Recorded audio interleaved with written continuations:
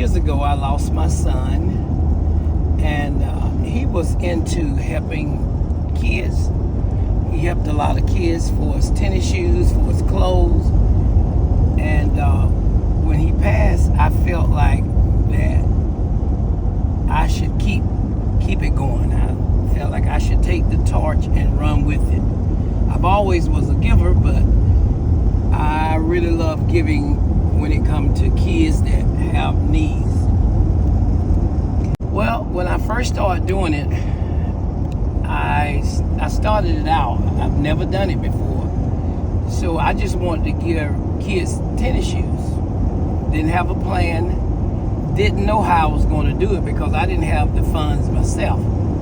But God fixed it where people started donating, giving tennis shoes, and helping me to help other people. And now this is our second year. And God has blessed us to be able to give away about, altogether, both years, probably about 150 pair of tennis shoes. So I know when you put your hands to the plow and try to do something nice and good, God will help you. Well, we're giving the sneakers to the DHR in Clayton, Alabama. So these shoes will be going to kids that's in foster care. If you know anything about foster care, the systems gives a check to the foster parents, but the check is very small, so they're not able to actually get these kids a lot of the things that they're needing. So I felt like if we could help out on that end, they all could go back to school with a pair of new tennis shoes during Christmas time. So these shoes will be distributed in Clayton, Alabama. I do believe in teaching kids to be thankful, but I also believe in giving people things that you would desire.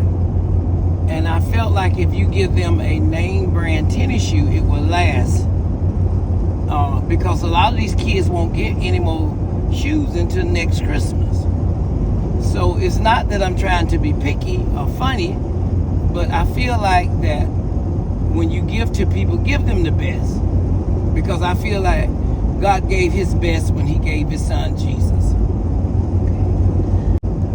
Well, when I first started doing this, it was something, probably one of the hardest things I had to do, because then I had to realize he was no longer here.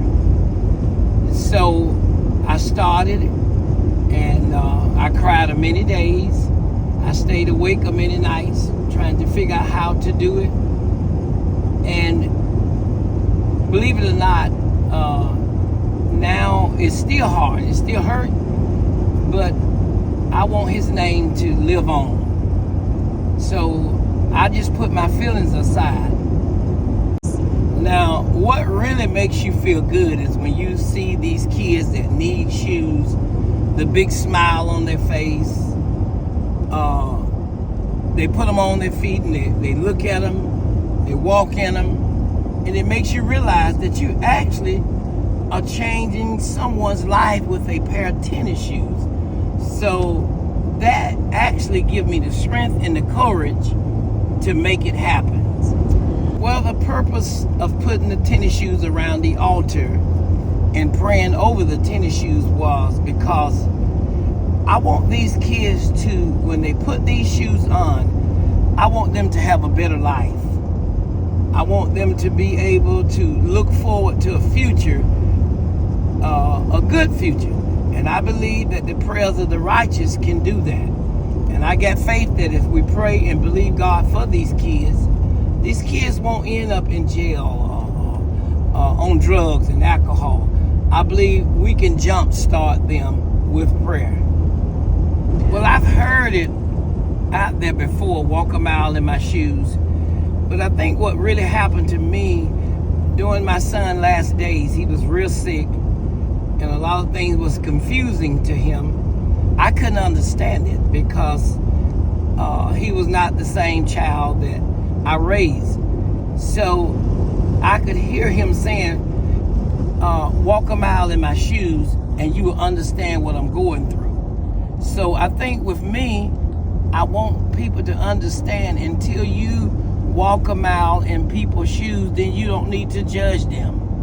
And there's a lot of people that's dealing with mental illness, and society don't know how to approach it. So hopefully this can just be the beginning.